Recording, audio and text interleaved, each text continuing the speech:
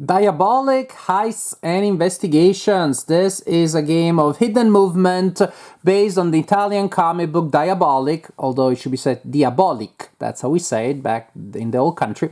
But it is unknown, at least through the old movie. Some people also recognize Diabolik in the English-speaking world, thanks to that masterpiece of camp that Danger Diabolik was.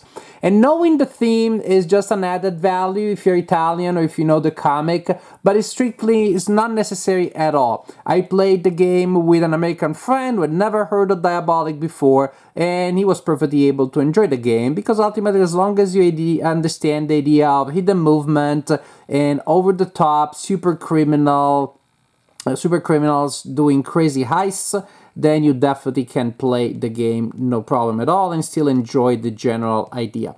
So as I said, this is a game of hidden movement. Diabolik and Eva will try to be in the shadows for as long as possible. They start in the hideout that is marked by a card. Don't tell the cops what that card is, but that means that in this game the hideout is there. And the criminals have a personal map on the back of a screen where they can use tokens to mark the location. The back of the screen is also super cool because it doesn't just have cool scenes from the comic. It can be used to communicate. So if Eva and the Eva player and the Diabolik player want to communicate without being heard, they just point to an image, and that's how they can communicate without being understood by the other players. Very cool. So 2 to 4 players here.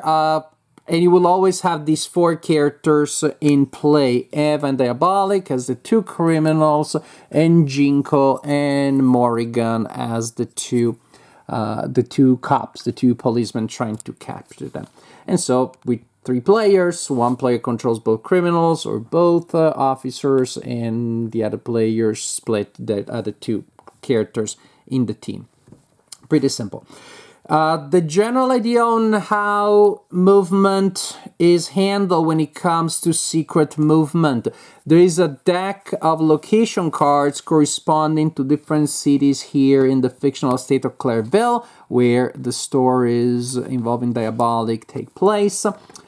And simply to move, Diabolik or Eva will look for the cards of the location where they want to go. So they start in Redon, for example. Suppose Diabolik wants to go to Gardenburg, then the player will simply look for the Gardenburg card, place it down here, and place the marker there. And suppose that from Gardenburg, then they want to move to Bercy, then same idea.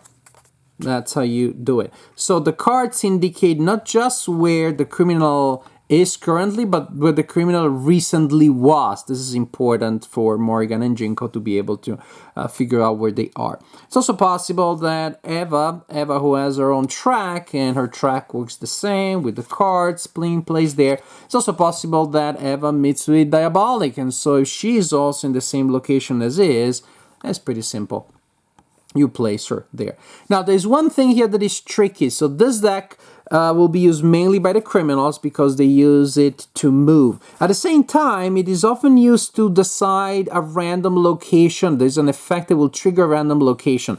And so the idea would be that you shuffle it, and then a random location is selected. Of course, makes it super annoying when you want to efficiently find the place to go. So there are these 2 opposite imperatives of keeping the deck clean and keeping the deck randomized. The solution that I had is when you need to determine a random location, you place the deck under the table as the criminal and you cut it. And then you fan it out to the other team that will select a card. It's completely random because they cannot have any idea where Gardenburg is because I cut the deck. It may be here, maybe anywhere. But after that, after they select a random location, then it's a lot easier to reset the deck and have it in alphabetically organized again. That's a solution that we found. Now, the point of the game is for Diabolik and Eva to complete 2 of these heists. 3 heists are available each game. They're selected randomly from a number of available ones to create variety. If they complete 2 heists, they win the game. There is the danger track, and the officers of the law win the game by bringing the danger track all the way to the top of the danger track. The danger track token on top of the danger track. So, and there are different ways of doing that. One is to collect clues regarding these heists, and another way is to find the Diabolik and Eva. If they're found, that is when you place their marker not on the card, but on the board itself, and each time that a criminal starts their turn on the board, then you will increase the danger on the danger track by 1.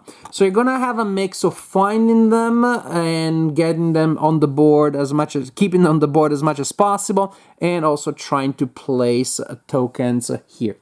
Because you can see each case has 6 spots here, 3 for the criminals and 3 for the criminals and 3 for the cops. And each heist has different requirements of what you need to do as the criminal or as the cop to be able to complete that. For example, to work on the first part of this heist, Diabolik and Eva must be together in the heist location, which has been drawn randomly at the beginning of the game. Diabolik and Eva are there, then booyah, you place a token there to indicate that. And then there's an effect, very often beneficial, but in any case, it's simply self-explanatory. And so that was, for example, the case. Actually, to be on the location of the heist, that means that they are in the location of the heist. Simple as that. The cops also, they need to do different things. For example, each heist starts with a clue on the board randomly placed, which is not necessarily the location of the heist. Actually, it cannot be the location of the heist because a card indicates where you place the clue, say for heist C, and another location indicates what is the location of the heist. So suppose Morrigan is in C and she discards the following police card, and she's able to place her token there. And also, that increases the danger by 1. So different effects will apply. And so both teams are trying to do that. Basically, that's really the core of the game, trying to fulfill the tasks of these heists, while at the same time figuring out where Eva and Diabolik are for the cops and not being caught if you are the criminals. How do you do that? How do you take your turns? Well, first there may be secondary characters in play that have been placed on the board by different effects related to the heists.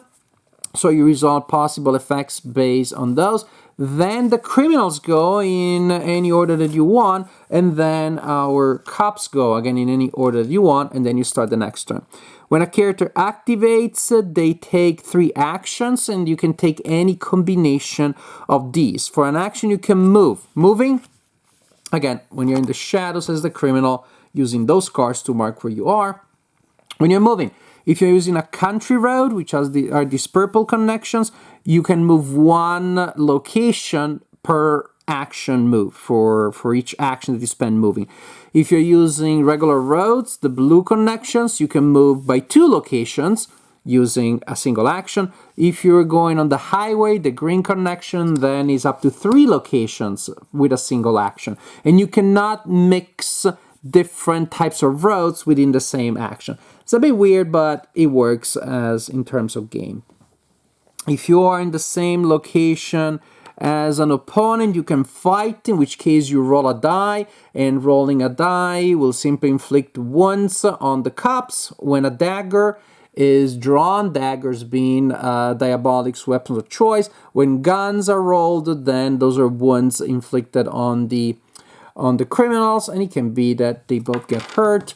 When a wound is inflicted, simply the corresponding player takes a wound card and places it in their hand, reducing their ability of keeping cards in their hand.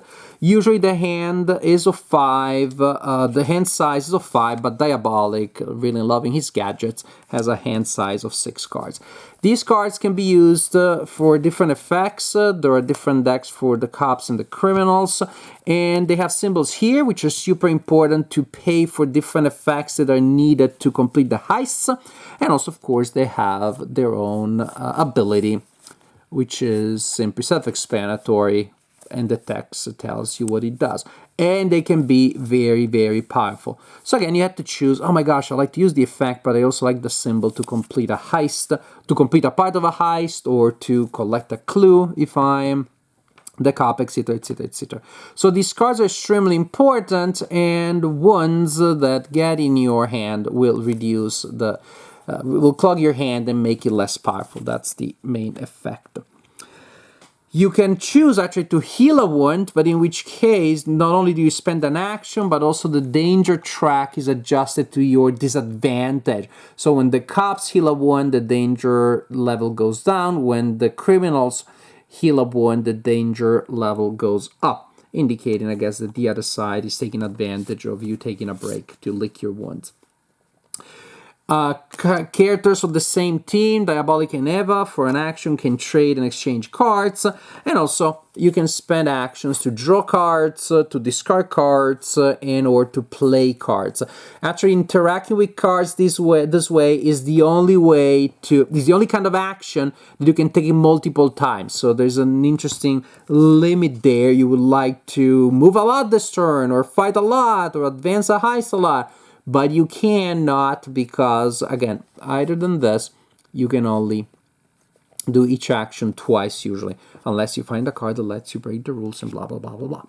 So another thing, I think that the cops can do and the criminals cannot, they also bring a police officer into play.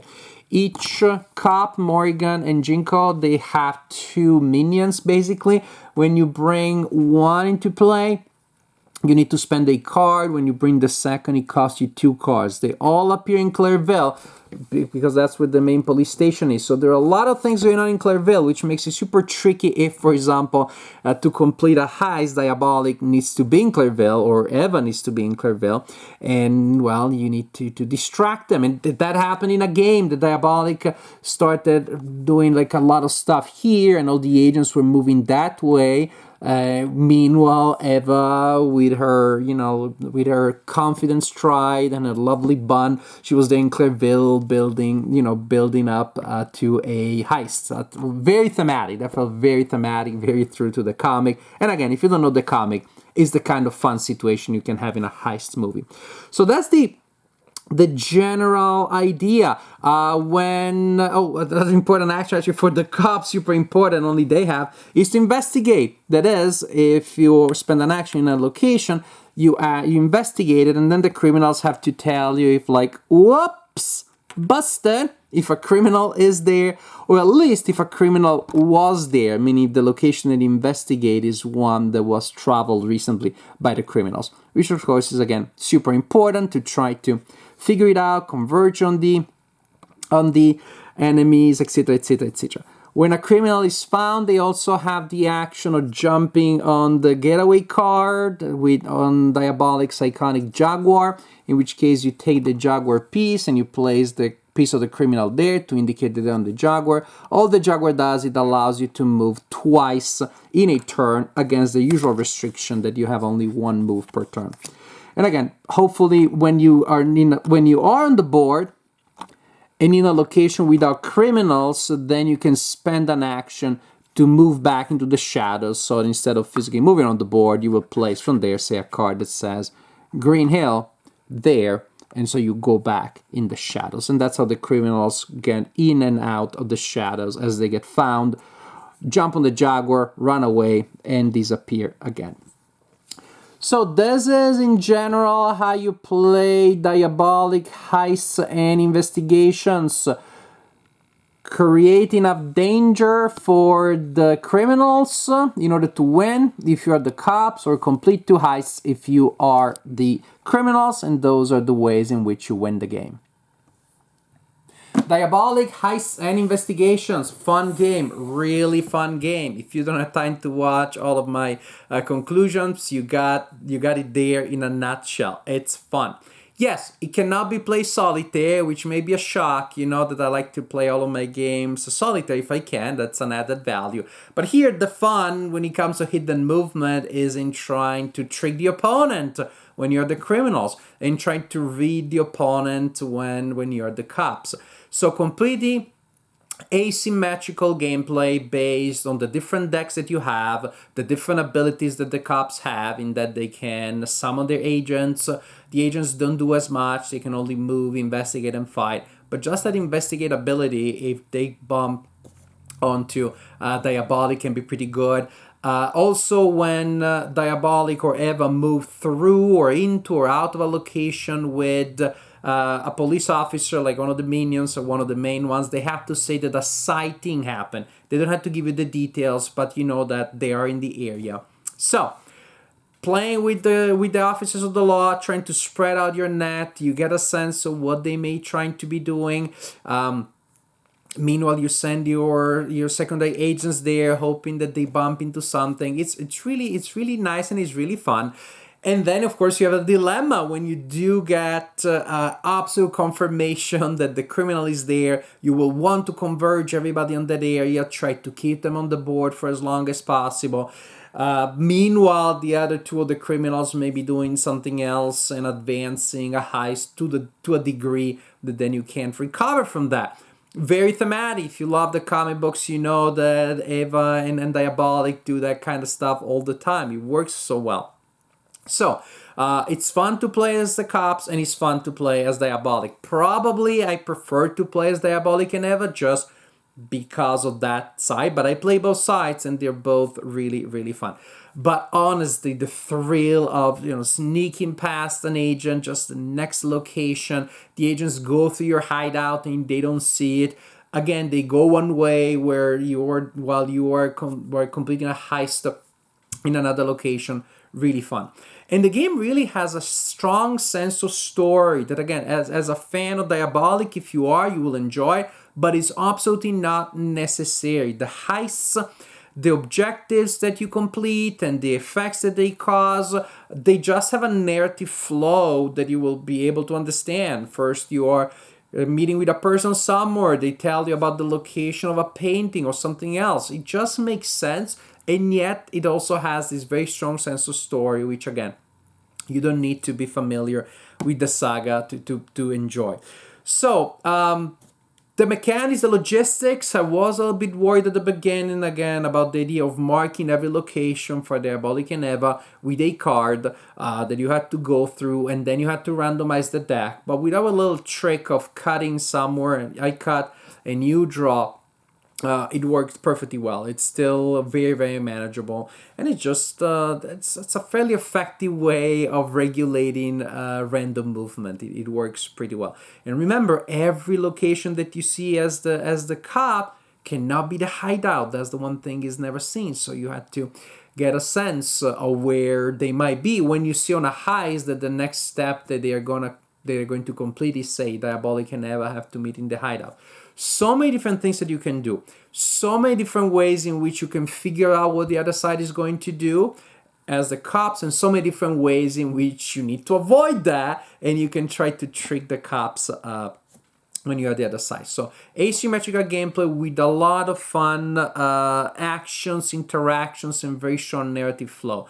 Maybe combat, I'm not 100% sure that it does so much, because as the cops, well, it wouldn't be bad if Diabolik had a hand once, and then if they wouldn't need to take another one, then they would that would give them you would get an advancement on the danger track instead.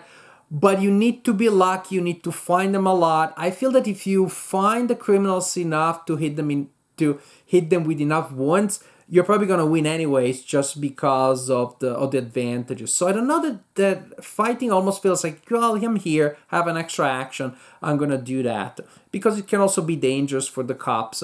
I don't think it has like an immediate effect on your hand that is that significant. The set collection element, though, that is pretty significant, because I need to discard those 2 cards to complete part of a heist or to collect a clue as the cops. But I really like those effects. Okay, why don't we meet somewhere, my dear partners, so we can switch cards. So now I get a card of the set that I need and I can use the effect also. A lot of different elements come together to create a game that is pretty tense. First time you played, at least I played it, it felt very easy for the criminals, and then the game was actually after that the game became pretty close. So it feels balanced, asymmetrical, but with an element of balance for sure. So, Diabolik, Heists and Investigations. It is a fun and exciting game, especially if you know the comic book. But if you just like the idea of, cops and robbers with superpowers and super gadgets and a lot of exciting moments due to hidden movement, then look no further. This is a game that has all of those good things. Definitely a fun game. Diabolik, Heists and Investigations. We enjoyed it a lot.